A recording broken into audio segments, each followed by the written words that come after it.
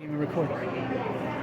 Okay, I'm standing in line here waiting my turn to go into the chocolate lab, as you can see right there, where you get to make your own chocolate bar, I guess, chocolate treats. I bought a combo ticket. It was $22. You get the museum experience as well as the chocolate lab, and they are timed by certain times throughout the day. The last one was at 11:30 a.m. This one is 1 p.m. And I think the final one is at 2, but I'm not sure. And they have different themes in each one. This one is truffles, I think. So my ticket says try it with truff.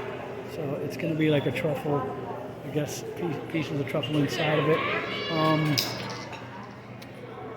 I hope you'll be able to join me inside shortly. I don't know how I'm going to be able to do both. Try to do my stuff inside there, but I'll see you inside there. They also have something called tastings over here, where for a separate fee, you can do flights of different cocos from around the world. That I guess mostly where they get their beans from. I didn't opt to use that one, do that experience today, but maybe in a future one when I'll come back and bring my daughter so she can do the chocolate lab and stuff like that. So that is another option. I forgot to mention that. It's like I said, I believe it's a separate fee or an added fee that you can do to your experience here. But I believe it's a separate fee from the museum experience and the chocolate lab. So it's an additional one, or you can just do it on its own. They're letting everyone in, little by little, for the festival. Go blue.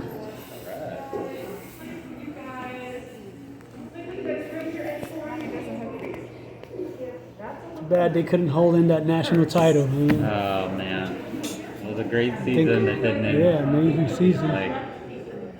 Glad he's staying put too. Yeah. We'll see if he got good coordinators. She's pretty good. You mean coaching staff?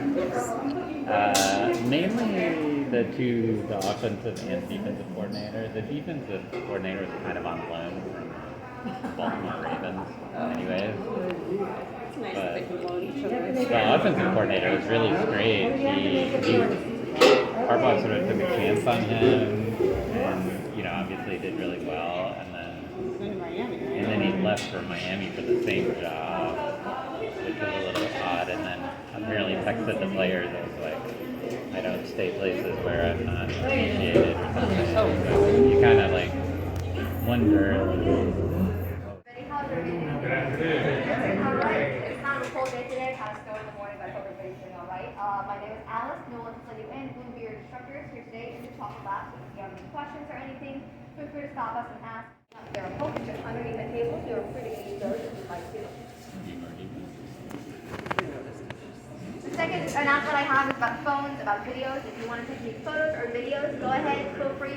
We just ask that everybody leave their phones on silent or vibrant while they're in here with us. And if you have any important phone calls or anything you want to take, you can take them just outside the bar, the bottle, or anything like that. Because we've had both little kids and grown adults slide right off these chairs onto the floor. Every single time I sit on these chairs, I slide onto the floor. So we don't want anybody to get any accidents, any injuries. We don't want anybody to get hurt in the lab today, because that's not what we're here for today. What are we here for today in the chocolate lab?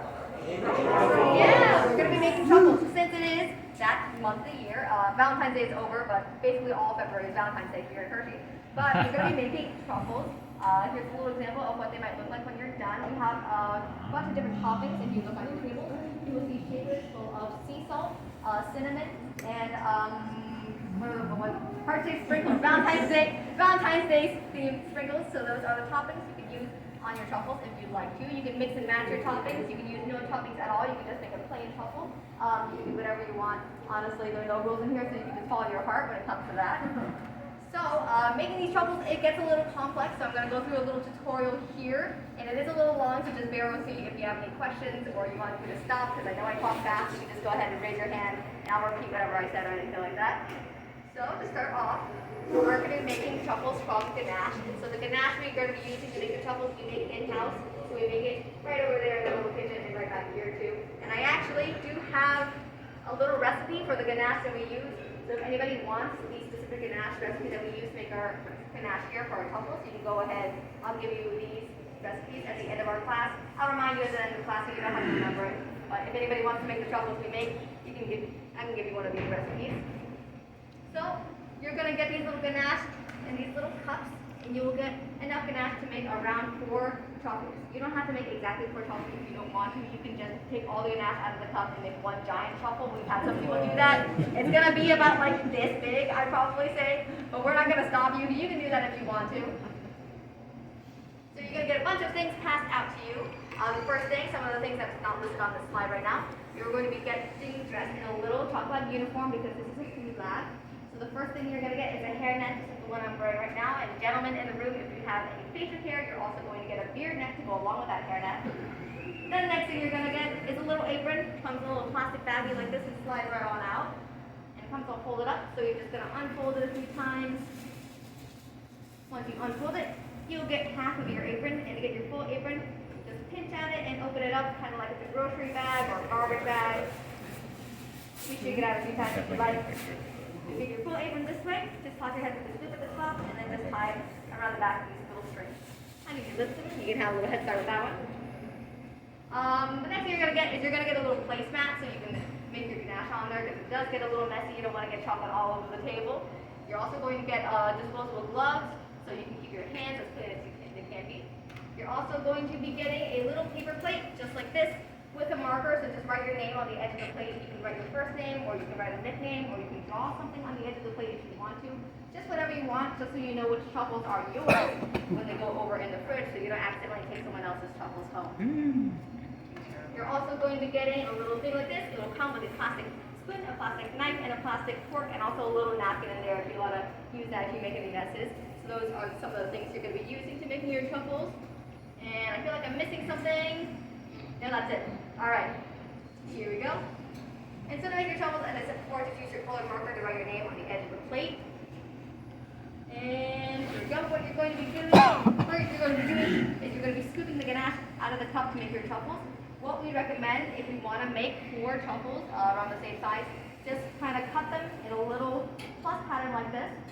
And then once you're done, ganache is kind of hard to get out of the cup, so we recommend you put your knife on the edge of the cup and then just kind of slice around the edge in kind of like a circle on the edge. Well, we're about to begin. We were handed out our paper here, so we're going to be working on our individual. There's our aprons that we have to put on. And I'm going to have to take off my coat first. Hairnet, I think. Oh, okay. Yeah, we're getting our safety gear as well. So we got our hairnet there. And I'm waiting till she's done, and then I'll... And we have some Sharpie markers. So just write your name on your bag and head to your plate. Put another Sharpie marker here. Sorry. 3. I got an extra. There's a little baggie where we're going to put our stuff on, our truffles when we're done. It's hard to see because it's a clear or white background. Yeah, we're waiting for passing around the marker to put our names on. And we also got to put our name on the bag as well. So I'm going to pull it. Now we have our safety gear on, so I'm just going to write my name. So parking lot. There's our stuff, Make a right and go down our the street safety to the gear, next stoplight. and she is. Make a right at the stoplight, go underneath the railroad bridge. Look on the water stop sign, you make a left, and go Here's down our to the ganache. right, and you see the signs for the chocolate bar. And like they said, they recommended that we cut these like into 4 and then use each quarter to make a ball, sorry, of the ganache. I mean, of the, I guess the truffle filling. And then you can top them with those toppings. They have a thing in there, a lab too, you can see chocolate. Yeah. The gentleman's talking about Chocolate World, which we will be visiting as well. Hopefully I get there early enough to be able to do one of the labs there and make my own chocolate bar as well. Okay, so, yeah. I mean, you like making a huge chocolate bar. I kind of forgot to bring my selfie stick where I could have set it up and you could actually see it. But as you can see, I already put it in quarters. Then I got to scoop each one out and make my ball, the filling of the truffle.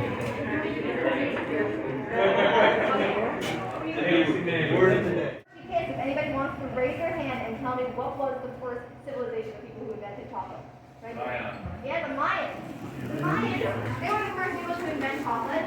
They had a writing system, so they wrote down the recipe for chocolate and how they used cocoa. So we usually say that they are the first people to invent chocolate. So the Mayans, they couldn't just go into the store and get a Hershey bar. They didn't invent candy bars until in Europe in around 1845, 1846. So what the Mayans would do instead is they would drink their chocolate as a liquid. So they would take a cocoa pot, just like this, they would slice it in half and scoop in all these little cocoa beans with their hands. They would peel off all the shells, and when they peel the shells off, they would have cocoa nibs. And then they would spread all those little cocoa nibs on this thing called a tate, this big stone thing. And when they spread the cocoa nibs on this, they would light an open fire under the batate, and then they would grind all the cocoa nibs down for hours and hours. And sometimes it would take them even a few days to grind out all the cocoa nibs. It's a really long, hard process. And when they were done, they would do this thick, gritty paste that they would combine with some water. Maybe sometimes they would put other spices in it, depending on what they had available. And then they kind of like how we drink coffee these days. And I make that comparison because chocolate to them was kind of like coffee to us, because chocolate has a special little chemical in it called theobromine, which works a little bit like caffeine. So they drank it for the same purpose as us, basically, to get energy to start the day off.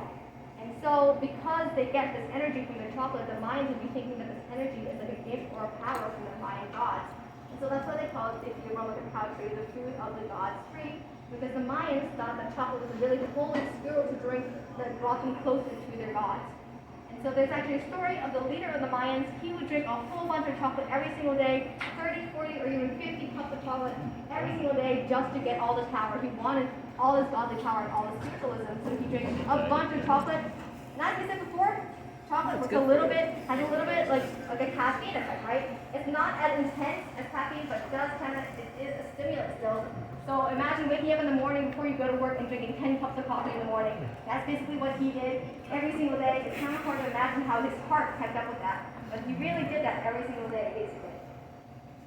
So, the cocoa tree is native to South America, and they grow in the present day only in this little region right here. I'm going to point to this map on the side here, not up there. Spoilers, going back. There we go, I'm going to point to this little map on the side here if you want to take a look. This little highlighted region on the map that is 20 degrees north and 20 degrees south of the huge line in the middle called the equator. And this little highlighted region is something called the bean beans. In the whole world are usually the South American cocoa beans. Because the cocoa tree came from South America, it's native to South America. So the beans that come from that region, they're kind of like the original cocoa beans. So the cocoa beans that started it all. So if you go for expensive artisan chocolates, they like to source a lot of their cocoa beans from South America, sometimes Southeast Asia, instead of Africa, like a lot of major chocolate companies. Bean producing. So the cocoa trees grow in a tropical rainforest climate. Tropical rainforest has a few special weather conditions. So it's nice and warm, it's nice and humid, and nice and rainy, as you can see up here. All these weather conditions are what a cocoa tree needs to grow big and strong, but if it gets too many of any of these weather conditions, it can't every single day. So it's a lot to think about when you're eating your chocolate. So we're actually out of time. I wish I could have talked a little bit longer. This presentation is actually a lot longer, but we're actually out of time. So we're going to give your truffles back to you. So as I said before, we're going to give you little paper cups so you can put your truffles in there, and then you can put them into your wax bags. We'll give you a little truffle lab sticker so you can seal your bags closed with those. We'll also give you a carrying bag so you can take all your truffles home with you.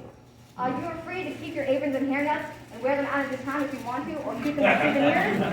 But if you don't want to, you can just rip your aprons right off and stuff them into your hairnets, and just leave those on the table to get those things. If you have any questions or anything, feel free to stay at your class and ask. I'll be happy to answer any more questions. So thank you so much for coming to the Truffle Lab. You guys have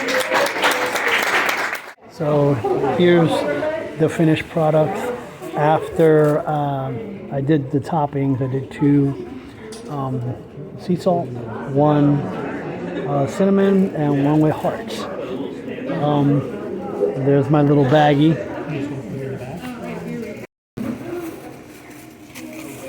And et voila! Now my truffles are in their bag with their chocolate lab label. This was so much fun. I hope to come back again and bring my younger daughter. She would probably enjoy this and making her own chocolates. Hopefully come for the one where they make the chocolate bar instead. But I know they also do it at the Chocolate World as well.